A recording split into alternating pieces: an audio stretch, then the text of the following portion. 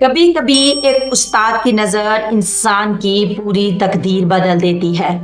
ایک یتیم لڑکا جس کے پاس نہ مال تھا نہ وسیلہ، مگر قسمت نے اسے قاضی القضا چیف جسٹس بغداد بنا دیا۔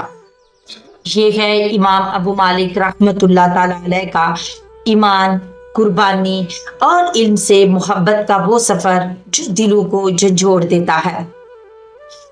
امام ابو مالک اتنے بڑے شخص ہیں کہ ہارون الرشید نے انہیں قاضی القضا بنایا تھا، چیف جسٹس بنایا۔ حضرت سیدنا امام ابو مالک فرماتے ہیں کہ میں غریب کا بیٹا تھا اور میری 6-7 بہنیں، میں اکیلا بھائی تھا۔ آپ فرماتے ہیں کہ میرے والد صاحب فوت ہو گئے تو میری والدہ پکڑ کے مجھے ایک دھوبی کی دکان پہ لے گئی۔ کہنے لگی اسے کپڑے دھونے کا طریقہ بتا دے، اسے سلیقہ سمجھا دے، یہ بھی ایک چھوٹی سی لانڈری کی دکان کھول لے گا، میری بیٹیوں کا پیٹ پالے گا۔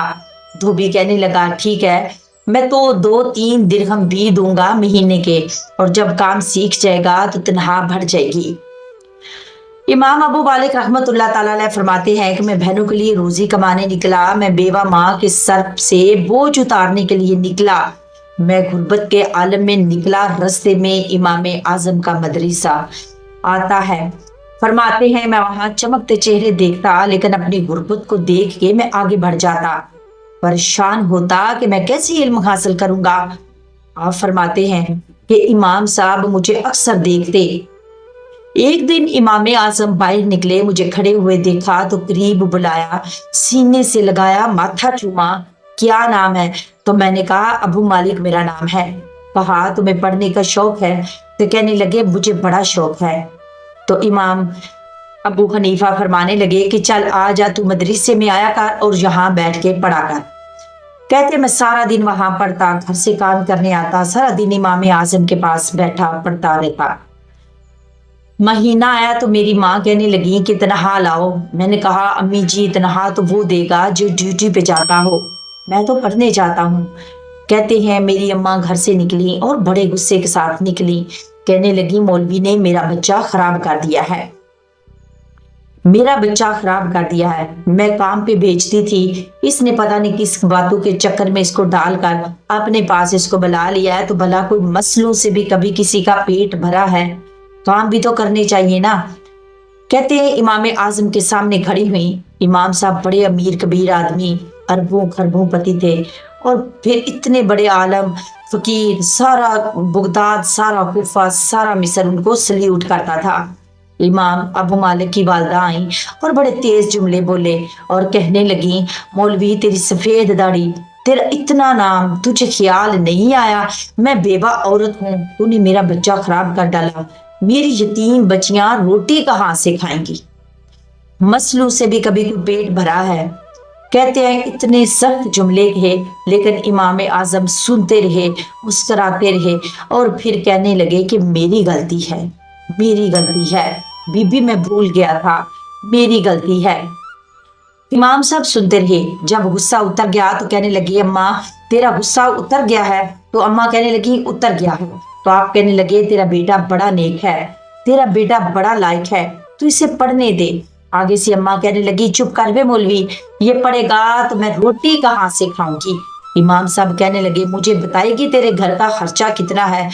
اس نے ایک لفظ 3 دینار کا، اور ایک روایت میں ایسی بھی لکھی ہے کہ بزرگوں نے کہا ہے کہ 40 درہم ہے، اور ماں کہتی ہیں کہ میں نے جان بوجھ کے زیادہ بتایا، حالانکہ میں نات کا خرچہ کرتی تھی، لیکن جب کھلا ڈلا کریں تو وہ والا خرچہ بتایا۔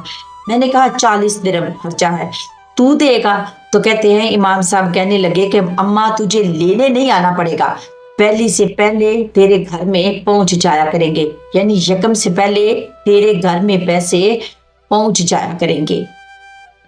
ناظرین، کہاں استاد ملتے ہیں، کہاں وہ لوگ ملتے ہیں جو دعائیں مانگتے، التجائیں کرتے ہیں، پیار کرتے ہیں۔ گزر گیا وہ دور، اب تو سوٹ لینے کا دور ہے، مٹھائیاں لینے کا دور ہے۔ اب کون پوچھتا ہے؟ اب تو یہ پوچھتے ہیں کہ تم میرے لیے کیا لایا۔